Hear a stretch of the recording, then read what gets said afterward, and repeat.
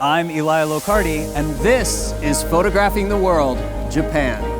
This is 15 years of my photography experience in one tutorial. When you think about Japan, you might think of Tokyo and an ultra-modern cityscape. But once you leave the city, you get into the beautiful countryside and historic temples. Hey everybody, welcome to Kitano Tenmangu Shrine. This beautiful bridge back here. It's the perfect place to begin this tutorial. Plan here is to shoot this area twice. Once around right now in the late afternoon when we still have really beautiful lighting, and then later when the light up event happens.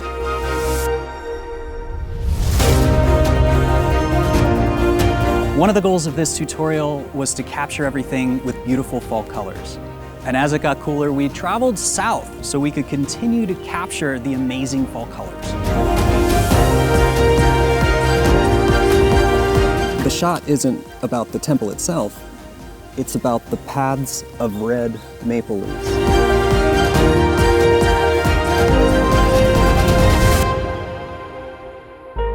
If you're new to landscape photography, you might think that the camera settings are complex. They don't have to be. Throughout this entire tutorial, my camera settings almost stay the same. This tutorial is about everything else that goes into capturing great shots. Whoa! I really like this shot. And the tide is forcing my hand.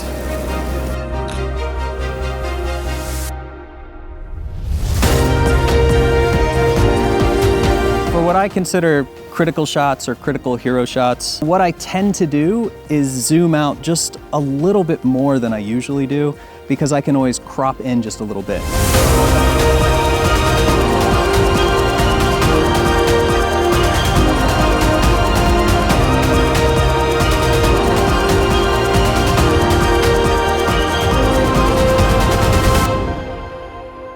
Once I capture a photograph, I'm only halfway done.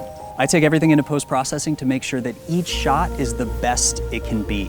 And we're gonna focus on all of those techniques in this tutorial. We focused it. Then we added light, one other pass with Radiant Photo just to correct the exposure, and then a curves, just to bring it up a little bit more. Or we can use various plugins. I have 3 of the ones that I use most often: Radiant Imaging Labs, Radiant Photo, Skyloom. I use Luminar AI. Let's go ahead and just start with Nik Collection.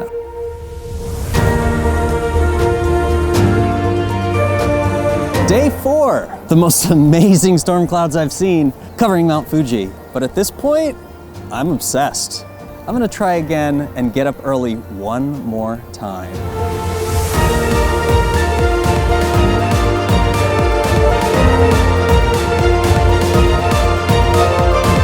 We wanted this tutorial to cover everything related to modern landscape and cityscape photography. Eli's using the newest gear, the most current shooting techniques, the most modern software, and of course it was all filmed at the most incredible locations Japan has to offer. We're so close to that green that we really just want to make small adjustments. And we can do that by just tinting it. Notice that the warm part's still there.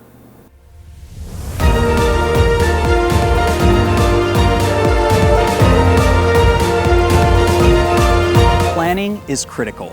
That's why this is the first time I'm gonna give you a window into how we plan these types of trips, from plotting the season and the linear route that you take from place to place. I feel like Japan is unique for photography because in one day you can be photographing a beautiful mountain, turn around, an epic seascape, and within just a few minutes, beautiful shrines, temples, and pagodas.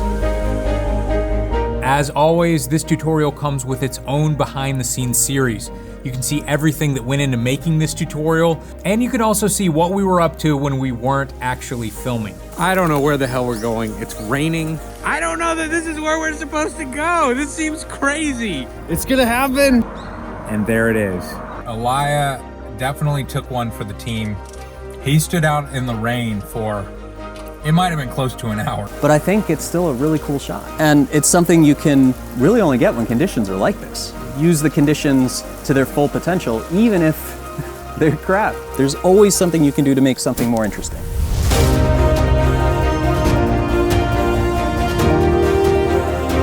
been a while, and everything has changed. Well, right now I have the 10-stop solid and a 3-stop grad. And I start to roll this back, you can see the first ones to blow out. Welcome to Sata Pass, and one of my favorite views of Mount Fuji. First rays of the sun, the second rays of the sun, and that previous blue hour, we cleaned some stuff up, we threw in a sky. To promote this launch, we're doing something we've never done before.